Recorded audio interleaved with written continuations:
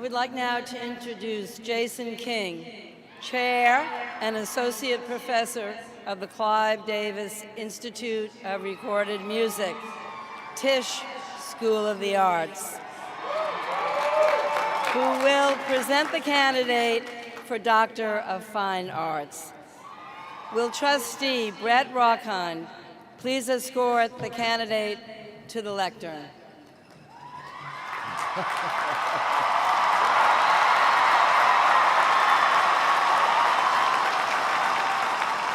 Taylor Swift,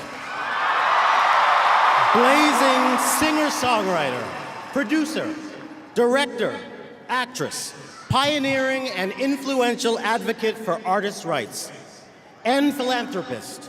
You have brought joy and resolve to your hundreds of millions of fans throughout the world. One of the best-selling music artists in history, you have crossed genres, demographics, age groups, and borders of all kinds to touch lives around the globe. With 9 original studio albums, 2 re-recorded studio albums, 5 extended plays, 3 live albums, and 14 compilations, you have sold well over 100 million album units, earning awards and honors in every category. You have used the remarkable platform you earned to galvanize support for the Equality Act, to prevent discrimination on the basis of sexual orientation and gender identity. And you have spoken out, and you have supported initiatives to protect women and girls from harassment and sexual assault. You have donated significantly to victims of floods and tornadoes, for cancer research, literacy programs for children, and public education. You have fearlessly challenged the exploitation of music artists and successfully championed their right to be compensated for their work.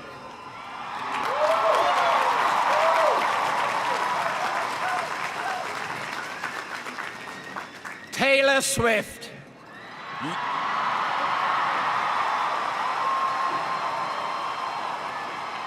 You are a role model across the world for your unprecedented talent and accomplishment, your fierce advocacy for protection of those facing discrimination, and your commitment to speaking out forcefully, eloquently, and effectively on behalf of all artists.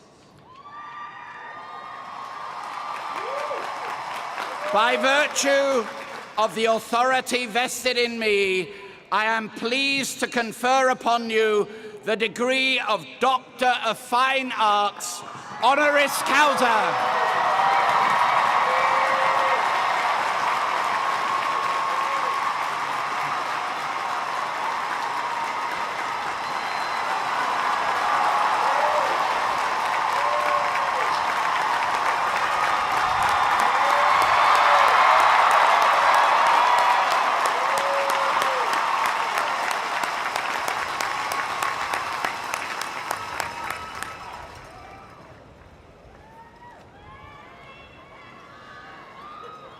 I am now pleased to introduce Taylor Swift, who will respond on behalf of the honorary degree recipients.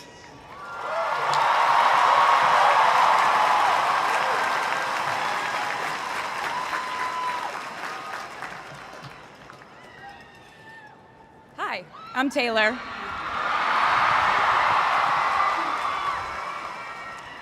Last time I was in a stadium this size, I was dancing in heels and wearing a glittery leotard. This outfit is much more comfortable. I would like to say a huge thank you to NYU's Chairman of the Board of Trustees, Bill Berkeley, and all the trustees and members of the board, NYU's President Andrew Hamilton, Provost Catherine Fleming, and the faculty and alumni here today, who have made this day possible. I feel so proud to share this day with my fellow honorees, Susan Hockfield and Felix Matos Rodriguez, who humble me with the ways they improve our world with their work.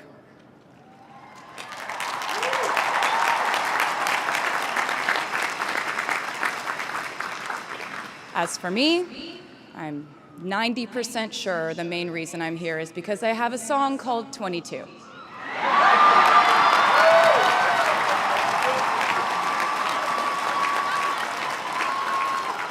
And let me just say, I am elated to be here with you today as we celebrate and graduate New York University's class of 2022.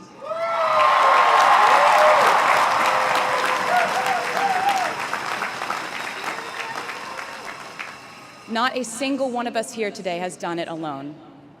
We are each a patchwork quilt of those who have loved us, those who have believed in our futures, those who showed us empathy and kindness, or told us the truth, even when it wasn't easy to hear. Those who told us we could do it when there was absolutely no proof of that. Someone read stories to you and taught you to dream and offered up some moral code of right and wrong for you to try and live by. Someone tried their best to explain every concept in this insanely complex world to the child that was you as you asked a bazillion questions, like, how does the moon work? And why can we eat salad but not grass? And maybe they didn't do it perfectly. No one ever can. Maybe they aren't with us anymore. In that case, I hope you'll remember them today. If they are in this stadium, I hope you'll find your own way to express your gratitude for all the steps and missteps that have led us to this common destination.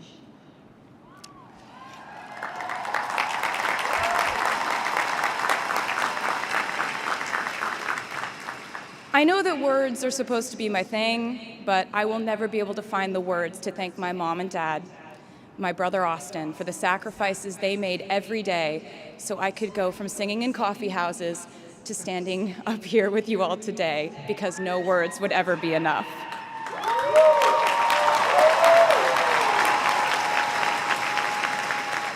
To all the incredible parents, family members, mentors, teachers, allies, friends, and loved ones here today who have supported these students in their pursuit of educational enrichment, let me say to you now, welcome to New York.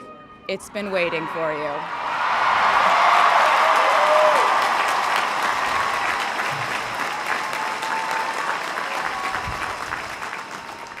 I'd like to thank NYU for making me, technically, on paper at least, a doctor.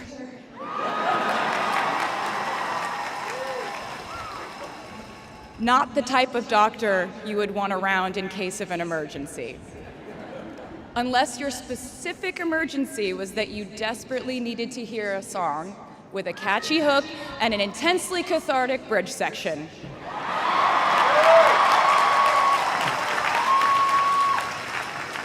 Or if your emergency was that you needed a person who can name over 50 breeds of cats in 1 minute. I never got to have a normal college experience, per se. I went to public high school until 10th grade, and then finished my education doing homeschool work on the floors of airport terminals. Then I went out on the road for radio tour, which sounds incredibly glamorous, but in reality, it consisted of a rental car, motels, and my mom and I pretending to have loud mother-daughter fights with each other during boarding so no one would want the empty seat between us on Southwest. As a kid, I always thought I would go away to college, imagining the posters I would hang on the wall of my freshman dorm. I even set the ending of my music video for my song Love Story at my fantasy imaginary college, where I meet a male model reading a book on the grass, and with one single glance, we realized we had been in love in our past lives. Which is exactly what you guys all experienced at some point in the last 4 years, right?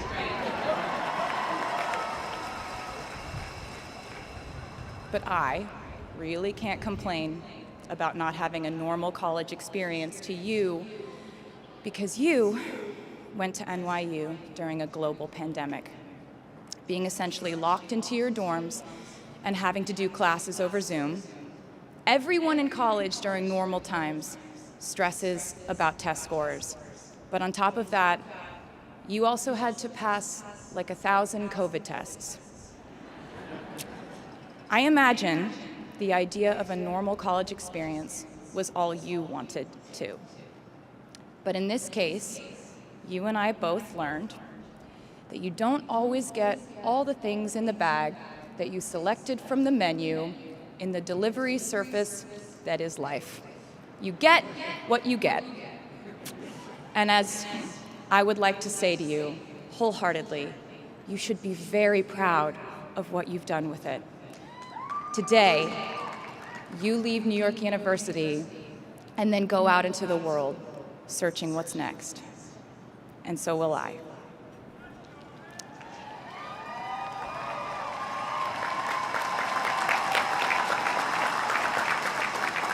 So as a rule, I try not to give anyone unsolicited advice unless they ask for it. I'll go into this more later. I guess I have been officially solicited in this situation to impart whatever wisdom I might have to tell you things that have helped me so far in my life. Please bear in mind that I in no way feel qualified to tell you what to do. You've worked and struggled and sacrificed and studied and dreamed your way here today. And so you know what you're doing. You'll do things differently than I did them, and for different reasons. So I won't tell you what to do, because no one likes that. I will, however, give you some life hacks I wish I knew when I was starting out my dreams of a career and navigating life, love, pressure, choices, shame, hope, and friendship. The first of which is, life can be heavy, especially if you try to carry it all at once.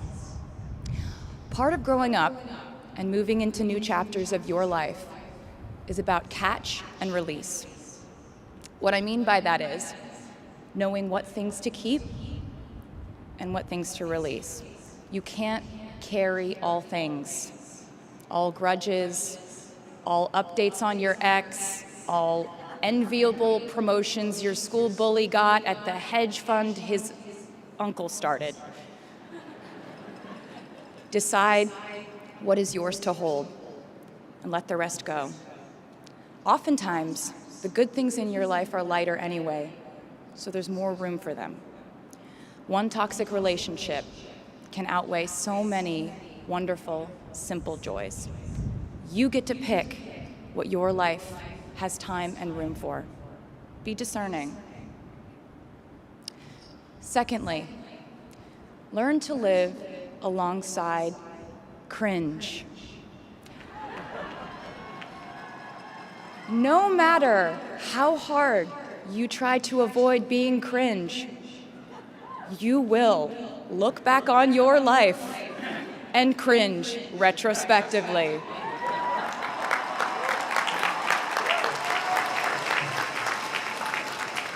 Cringe is unavoidable over a lifetime. Even the term cringe might someday be deemed cringe. I promise you, you're probably doing or wearing something right now that you will look back on later and find revolting and hilarious. You can't avoid it, so don't try to. For example, I had a phase where, for the entirety of 2012, I dressed like a 1950s housewife. But you know what? I was having fun. Trends and phases are fun. Looking back and laughing is fun. And while we're talking about things that make us squirm but really shouldn't, I'd like to say I'm a big advocate for not hiding your enthusiasm for things.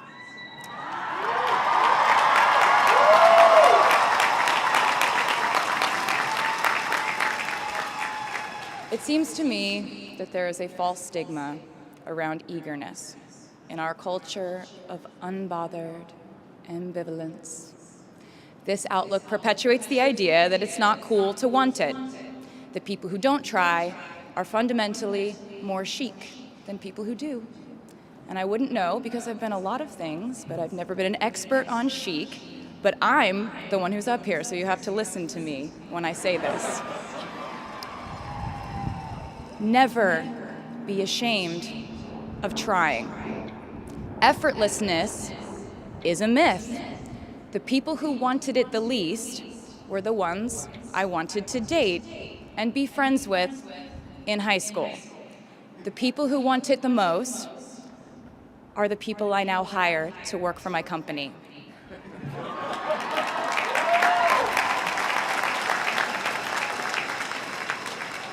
I started writing songs when I was 12, and since then, it's been the compass guiding my life, and in turn, my life guided my writing.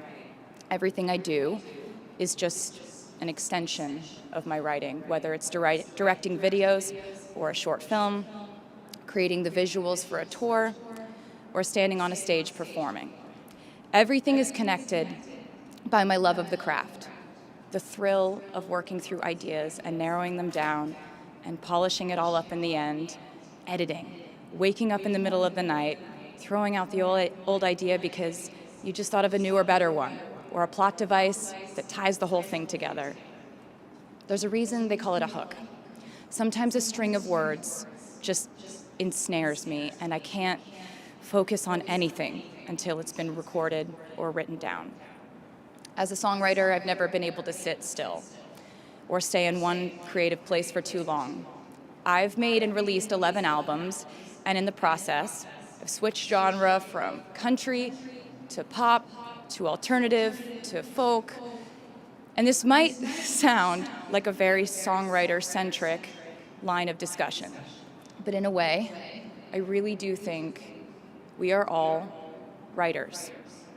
And most of us write in a different voice for different situations.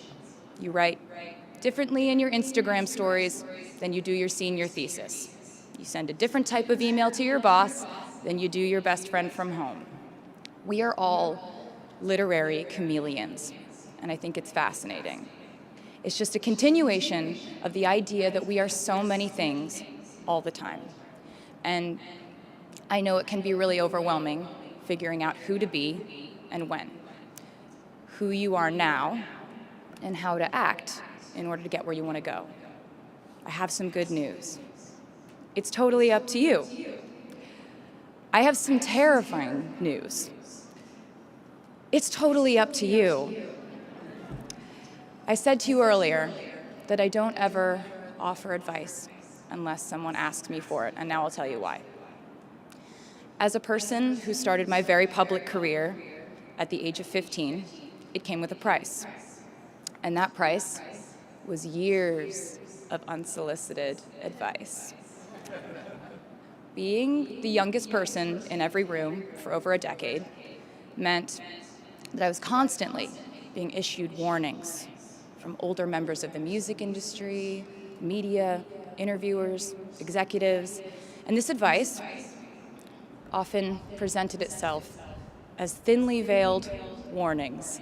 See, I was a teenager at a time when our society was absolutely obsessed with the idea of having perfect young female role models.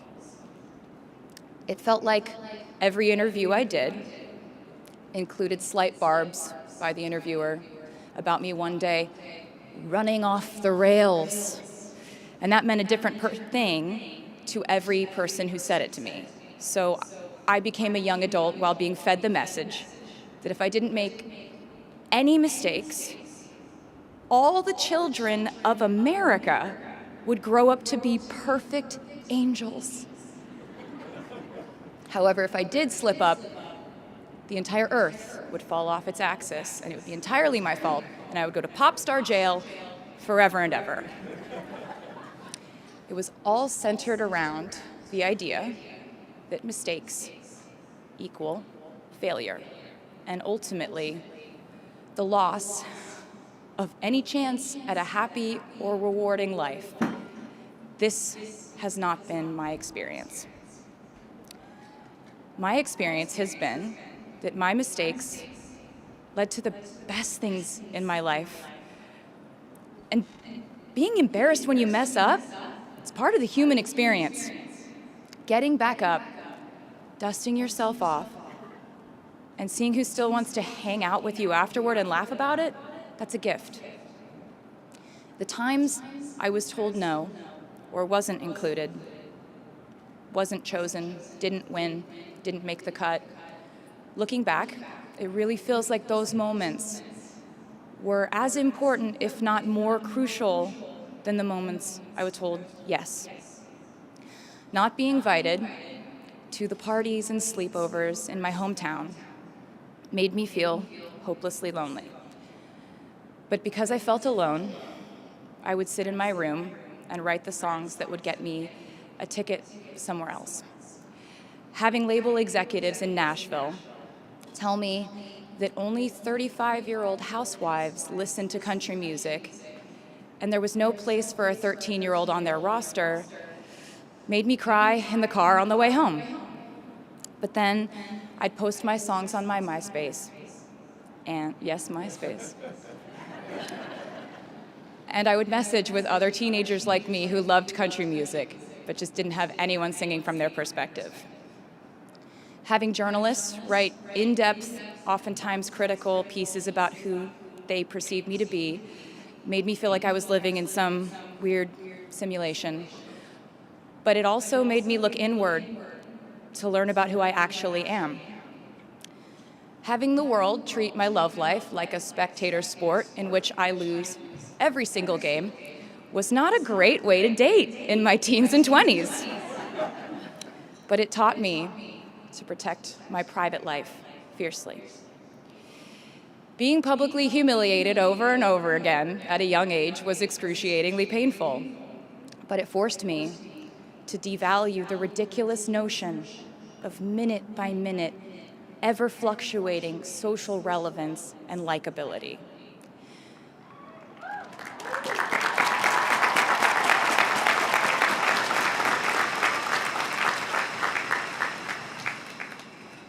Getting canceled on the internet and nearly losing my career gave me an excellent knowledge of all the types of wine.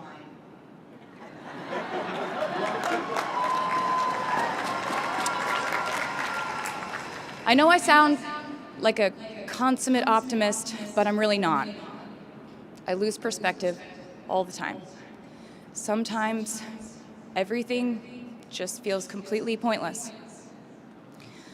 I know the pressure of living your life through the lens of perfectionism. And I know that I'm talking to a group of perfectionists because you are here today graduating from NYU.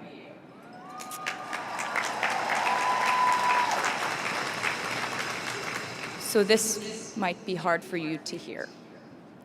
In your life, you will inevitably misspeak, trust the wrong person, underreact, overreact, hurt the people who didn't deserve it, overthink, not think at all, self-sabotage, create a reality where only your experience exists, ruin perfectly good moments for yourself and others, deny any wrongdoing, not take the steps to make it right, feel very guilty, let the guilt eat at you, hit rock bottom, finally address the pain you caused, try to do better next time, rinse, repeat.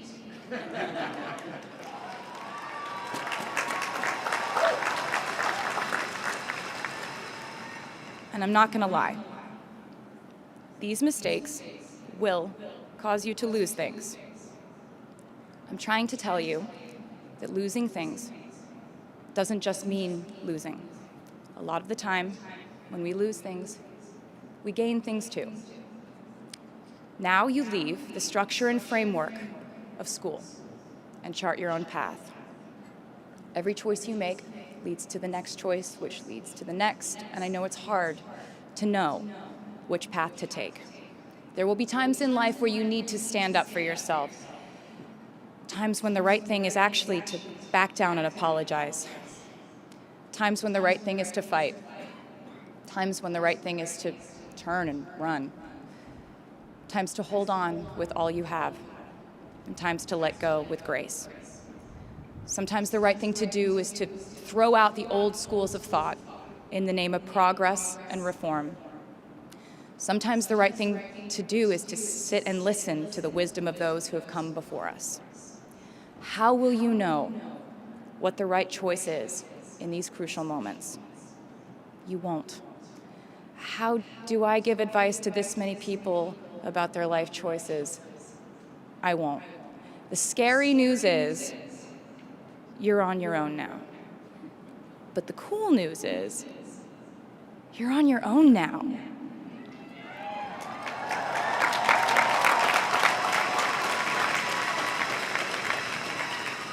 I leave you with this.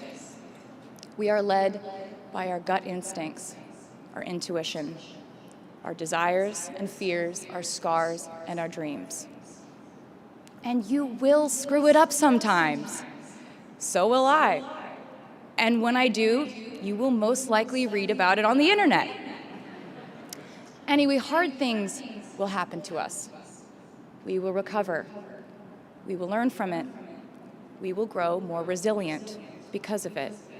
And as long as we are fortunate enough to be breathing, we will breathe in, breathe through, breathe deep, and breathe out. And I am a doctor now, so I know how breathing works. I hope you know